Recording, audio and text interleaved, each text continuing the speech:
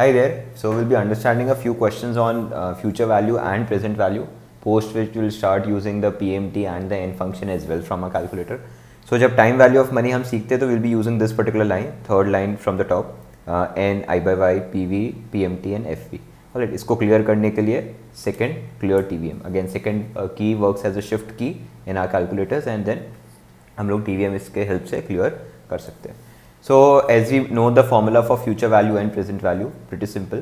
Future value of anything is the present value multiplied by 1 plus the periodic rate to the power n. Alright, n is the number of times your amount is getting compounded.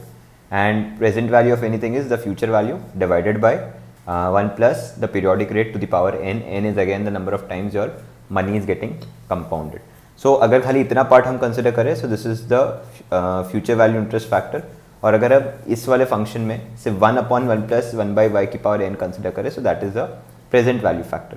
Alright, so ये दोनों का फ़ायदा क्या है कि हम लोग ये नंबर्स अगर हमारे पास हो तो we can simply multiply the present value with the future value factor and figure out the future value. And for present value determination we can simply multiply the future value with the present value factor to figure out the present value. Let us do 2 questions on present value and future value. Alright, so there is this example whereby we need to find the future value. We already have the present value. We have the time period for which we need to compound our present value, and at the very same time we have I by y as 10%. ये compounded annually है क्योंकि यहाँ पे कुछ भी और mention किया गया नहीं है. So the value of your money is $200 today. You need to figure out कि ये time period 2 पे इसका value कितना होगा. So I'll be using this function. Alright, so second clear TVM again.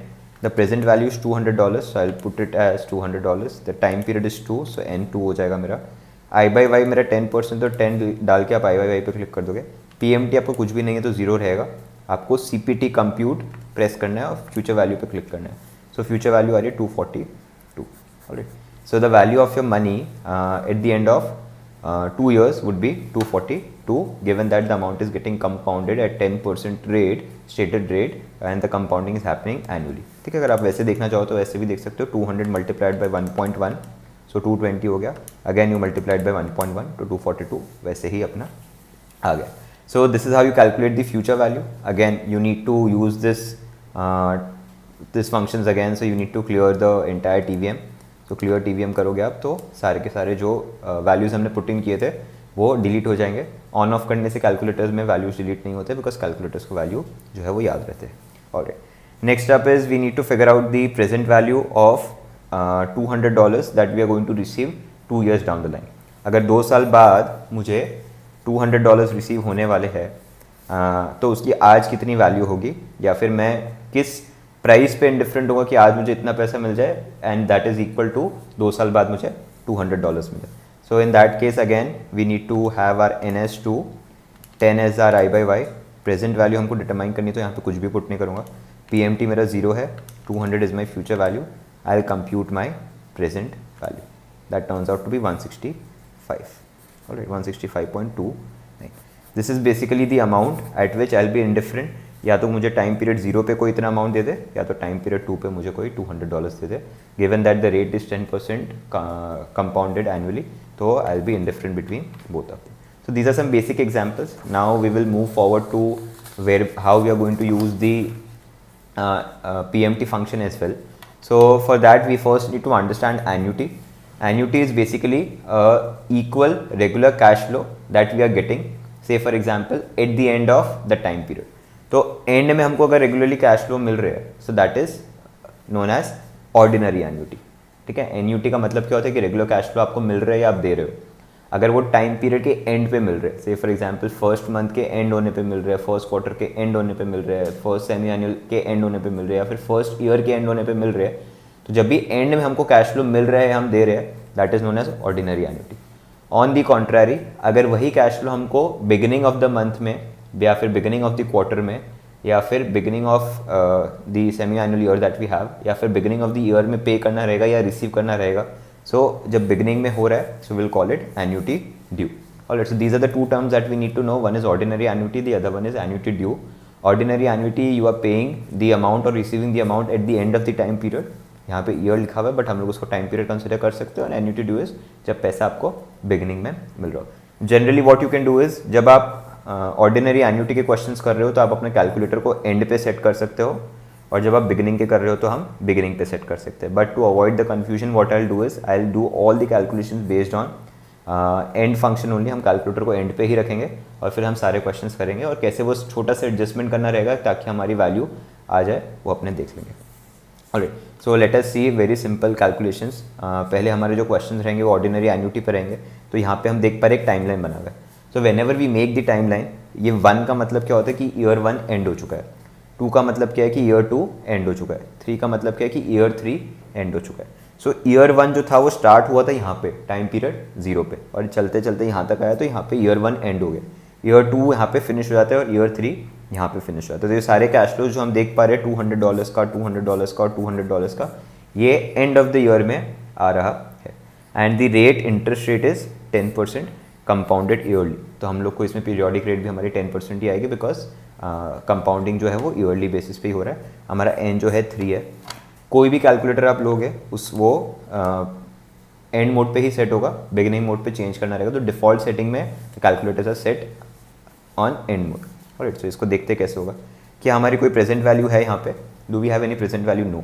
Alright, so 0 would be the present value. $200 is our regular PMT. तो जो भी हम लोग रेगुलरली पे या रिसीव कर रहे हैं वो मेरे PMT में चला जाएगा.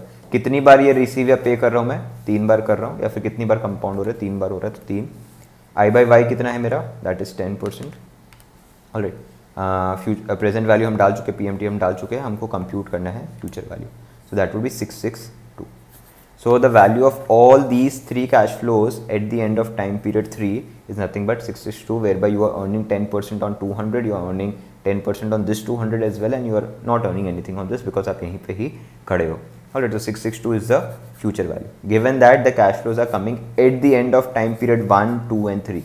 ध्यान रखना, ये जो है 1 that is the end of time period 1, ये जो है वो that is the end of time period 2, और ये जो है that is the end of time period 3. In the very same way, in the very same question, we can also figure out the present value, जहाँ पे हमारे जो 3 cash flow हमने देने हैं किसी को, मान लो, ठीक है, या फिर रिसीव करने हैं.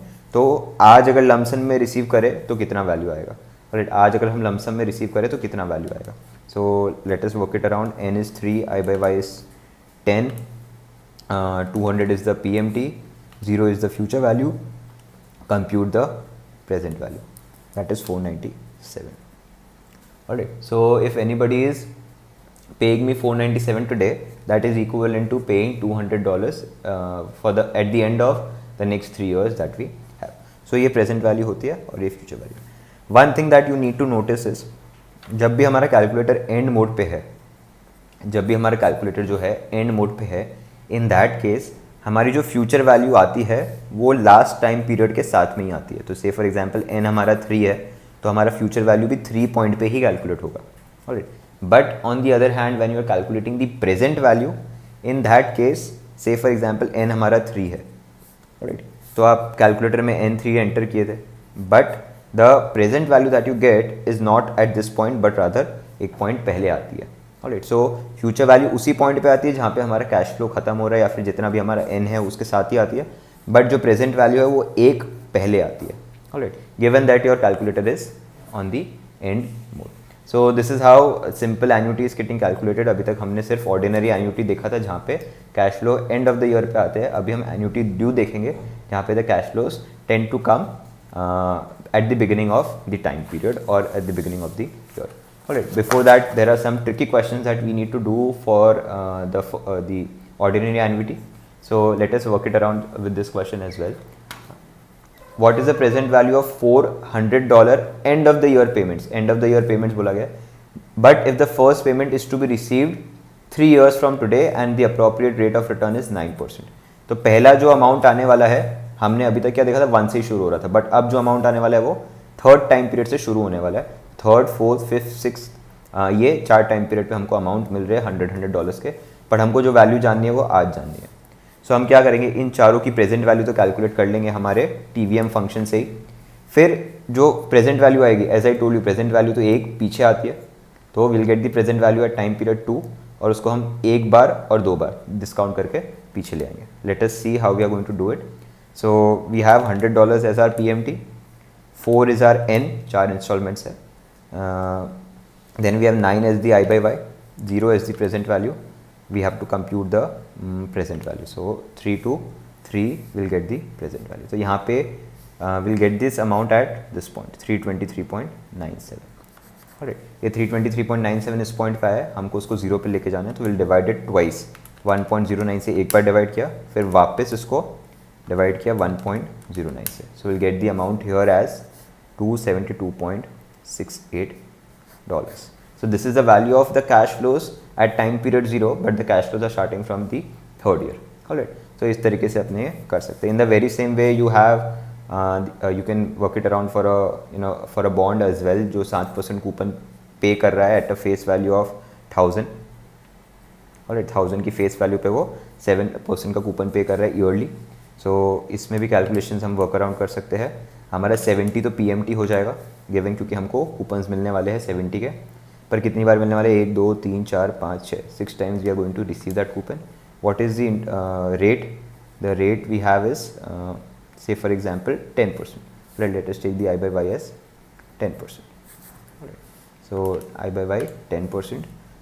But we are also going to receive a future value, so that future value is 1000. और जब भी आप बॉन्ड खरीदते हो तो आपको रेगुलर कूपन्स मिलते हैं और एंड में आपको फेस वैल्यू जो है वो भी मिल जाता है. तो फेस वैल्यू हमारी फ्यूचर वैल्यू बन जाएगी इज इक्वल टू 1000. एन हमारा 6 ऑलरेडी हमने एंटर किया हुआ है, 10 हमने I by Y एंटर किया हुआ है, 70 हमने PMT का एंटर किया हुआ है और FV हमने एंटर कर ही दिया था. तो कंप्यूट हमको करना है प्रेजेंट वैल्यू. सो ये प्रेजेंट वैल्यू जो आएगी वो यहीं पे आएगी, that would be 869.34. This is given that we are taking an I by Y of 10%. So ये हमारा क्वेश्चन हो गया जहाँ पे हमारे जो कैश फ्लोज है वो एंड ऑफ द ईयर में आते जा रहे हैं. ठीक है, तो इस तरीके से अपने ये वर्क करता है. अब अपने एन्युटी 2 के क्वेश्चंस देखेंगे.